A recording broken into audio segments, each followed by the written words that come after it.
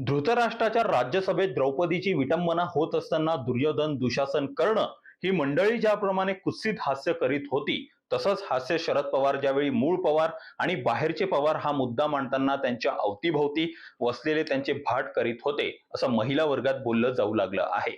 शरद पवार यांनी एका वाक्यात प्रतिभाताईंपासून देशातील प्रत्येक लग्न झालेल्या सावित्रीच्या लेकींना परक करून टाकलाय. मराठी माध्यमांनी शरद पवारांची प्रतिमा इतकी मोठी करून ठेवली आहे की शरद पवार स्वतःच त्यांच्या या प्रतिमेच्या प्रेमात पडले आहेत.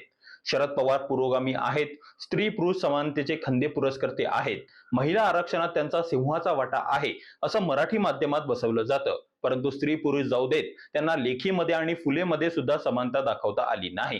स्वतःच्या हिमतीवर एकदाही मुख्यमंत्री पद न मिळालेल्या परंतु काँग्रेसकडून 4 वेळा महाराष्ट्राचे मुख्यमंत्री पद भूषवलेल्या शरद पवार यांनी हे विधान त्यांची हुजरेगिरी करणाऱ्यांना तरी मान्य आहे का?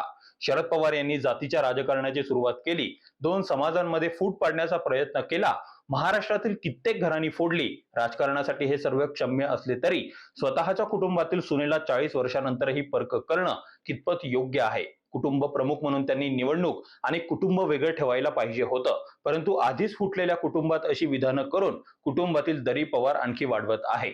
50-55 वर्ष सावलीसारखी साथ देणाऱ्या आपल्या पत्नीलाही आपण अशी विधाने करून परक करून टाकत आहोत. त्यामुळे प्रतिभाताईंच्या मनाची अवस्था काय झाली असेल याचेही भान शरद पवारांना असू नये, याबद्दल जनतेमध्ये नाराजी निर्माण झाल्याचं दिसून येत आहे.